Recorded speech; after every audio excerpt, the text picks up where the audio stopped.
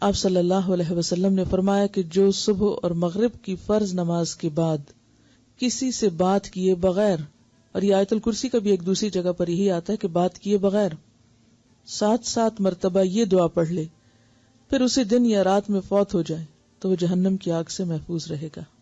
اور وہ دعا ہے اللہم اجرنی من النار، اے اللہ مجھے جہنم کی آگ سے محفوظ رکھ. جار کا مطلب ہوتا ہے پناہ دینے والا ہے. پڑوسی کو بھی جار کہتے ہیں کیونکہ مشکل وقت میں عموماً پڑوسی کام آتے ہیں. تو یہ جو دعا ہے کتنی مختصر ہے نا، اللہم اجرنی من النار. مجھے یاد ہے کہ بہت چھوٹی تھی میں، ابھی شاید نماز فرض بھی نہیں ہوئی تھی، تو میری والدہ نے مجھے کلمات یاد کرائے تھے. عموماً یہ ہوتا ہے کہ ماں نماز پڑھ کے بیٹھتی نا، بچے آ کے گود میں لیٹ جاتے ہیں.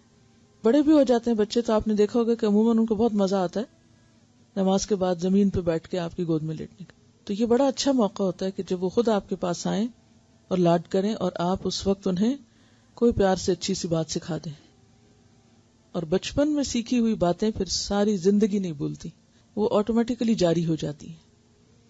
تو یہ تمام مائیں اپنے اپنے بچوں کو سکھا دیں. تو انشاءاللہ اگر مغرب کی نماز کے بعد ہی بچے ساتھ پڑھیں نماز، یا جیسے بھی مناسب ہو، اس کو آپ اپنا ہوم ورک سمجھیے.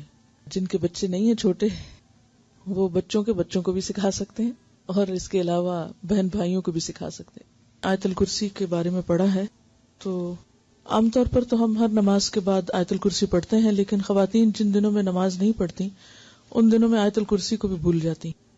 آیت الکرسی کے بہت سارے فائدے ہیں، لیکن اصل چیز جو ضرورت ہے وہ ہے پابندی، کہ پابندی کے ساتھ آپ اس کو پڑھیں. بعض اوقات ہم ان چیزوں کو معمولی سمجھتے ہیں اور غفلت برتتے ہیں، لیکن انسان کو کچھ پتہ نہیں ہوتا کہ کس وقت کون سی بلا یا مصیبت کہاں سے آ جائے.